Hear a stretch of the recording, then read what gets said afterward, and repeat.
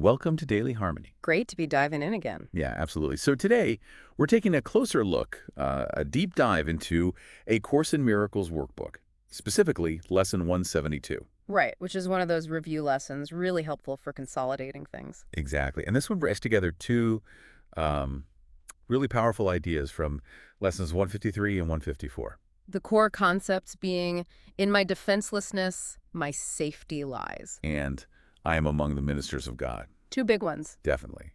And our mission today really is to get past just sort of understanding the words. We want to unpack what these actually mean for you, for your life. Yeah, how they can practically lead to, well, more peace, more connection, maybe even a shortcut to feeling that. I like the sound of a shortcut. Okay, so let's start with the first one. Lesson 153. In my defenselessness, my safety lies. No, I got to say, my first reaction, probably like a lot of people's, was, wait, what? That sounds backwards. It does. It completely goes against our instincts, doesn't it? Our whole ego structure is built on protection, on defense. Right. If you feel threatened, you put up your guard, you don't. Yeah. You don't drop it. So help us understand why this vulnerability, this seeming lack of defense, is actually the route to safety, according to the Course. Well, the Course flips the script on what the actual threat is. It suggests the real danger isn't out there. Not the external situation. Not fundamentally, no. It's more about our internal state, our own thoughts, specifically the ego's whole fear-based system. Okay. So our defenses, they're built on those fearful thoughts. And the irony is, by defending, we actually make the fear, the vulnerability, feel more real. We strengthen it. So it's like by constantly preparing for attack, we end up living in the attack. Mentally, at least. Exactly that. You start seeing threats everywhere, even in neutral things. It just creates this, constant low-level or high-level anxiety. Okay, that makes a lot of sense, unfortunately. Yeah. So how does dropping the defenses, this defenselessness, get us out of that loop? It's essentially a choice. You're choosing not to buy into the fear anymore. You're saying, okay, I'm not aligning with that way of seeing things. You're withdrawing your belief from the ego's story. Precisely. You open yourself up to a different kind of perception, one that isn't constantly scanning for danger. And when you let go of needing to defend, you're also letting go of the judgment that something external can really harm your true self. It's a shift. And that shift lets you tap into a deeper safety, like an inner peace that isn't dependent on everything outside being perfect or non-threatening. It's about surrendering that ego control. Can you give us a sort of everyday example that helps see how this plays out? Sure. Think about a typical disagreement, maybe with a partner or a coworker. Okay. The usual reaction might be, get defensive, argue your point, prove you're right, point out why they're wrong. Yeah, sounds familiar. And what usually happens? Things escalate, right? You both end up feeling worse, more stressed, maybe further apart. Now, imagine trying defenselessness. This doesn't mean you just roll over and agree with everything. It's not about being passive. Right. It's more about releasing that need to win, the need to be right. You might focus instead on actually hearing them, trying to understand their perspective, even if you don't agree. So listening instead of preparing your rebuttal. Exactly. Maybe responding with a bit more kindness, less reactivity. And it's surprising, but often that vulnerability, that openness, it takes the heat out of this situation. De-escalates things. Yeah. The safety you find there isn't in winning the argument. It's in, keeping your own peace and maybe even preserving the connection. Wow, that's a powerful shift in thinking. Our defenses actually fuel the conflict, but dropping them invites peace. Okay. It's about where you source your safety from, inside or outside. Got it. Now let's link this to the second idea, Lesson 154. I am among the ministers of God. What's the essence of that?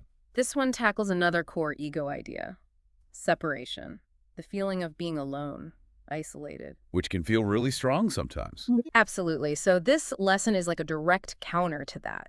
Being a minister of God isn't about, formal religion or anything. In the Course's terms, it's about recognizing that divine spark, that essence of love within you. Okay. And crucially, recognizing it in everyone else too. It means you're inherently part of something much bigger, like a universal team effort towards peace and healing. So not alone, but connected. Part of a shared purpose, even if we don't always see it. Exactly. The ego wants us to feel separate because that's where its power lies in fear and isolation. This lesson says, nope, that's an illusion. It's incredibly reassuring, really. It means you're supported. You're connected to others who, at their core, want the same peace you do. They're extensions of the same source. That feeling of support can make a huge difference when things feel tough. It really can. It shifts things from me against the world to us together. How might remembering this, that we're all ministers of God, in a sense, change how we, say, interact with someone who's pushing our buttons? Oh, that's a great application. So you're feeling annoyed, maybe judged or frustrated by someone. Yep. The ego jumps in immediately, right? They're being difficult, they're wrong, judgment, separation. Classic ego. But if you can pause just for a second and remember, wait, we're both ministers of God here. We're both fundamentally aiming for love, even if it looks messy right now. Okay. What does that do? It can totally change your inner response. Maybe instead of reacting with anger or defensiveness yourself, you find a little more space. Maybe some compassion. You might try to see past the difficult behavior to maybe the fear or the need underneath it. So looking for the shared divinity instead of the surface conflict. Yes. And that doesn't mean condoning bad behavior, but it changes your approach. It becomes an opportunity for connection or at least understanding rather than just more conflict. It's teaching through love, not reinforcing fear. Teaching through love. I like that. Okay, so we have these two really profound ideas: safety and defenselessness, and connection as ministers of God. How do we make these real? How do we, bring them off the page and into our day-to-day? Well, practice, obviously, but simple things. Daily reflection is huge. Just taking time to think about them. Yeah, just a few minutes. Sit quietly. Ask yourself honestly, where am I still feeling defensive today? What am I really afraid of letting go of there? And also, how can I look for the minister of God in myself and in the people I interact with today? Just bringing awareness to it is the first step. Conscious awareness, right? And then, look for small chances to practice. Tiny acts. Like what? Maybe it's choosing not to jump into that argument online. Or offering a genuine compliment when you feel like criticizing. Or just really listening to someone without planning your response. Simple, but not always easy. Definitely not easy at first.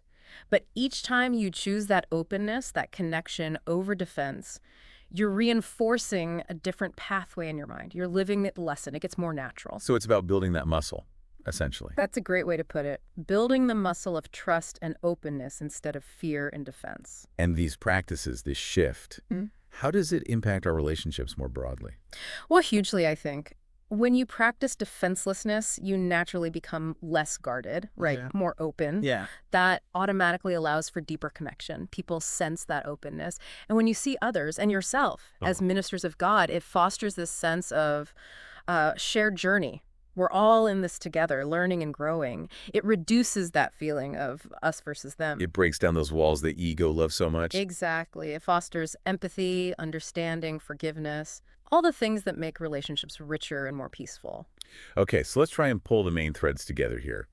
What are the key takeaways? I'd say first, real lasting safety doesn't come from building external defenses, but from an internal shift, from letting go of the ego's fear. Safety from within through release. Okay. Second, we're not isolated units struggling alone. We're fundamentally connected, part of a vast supportive spiritual community or purpose, ministers of God together. That sense of shared purpose and connection. Got it. Third, giving up the ego's need to control and defend everything actually leads to more peace, not less. It opens the door to, well, divine guidance or inner wisdom, whatever term resonates. Relinquishing control leads to peace. Right.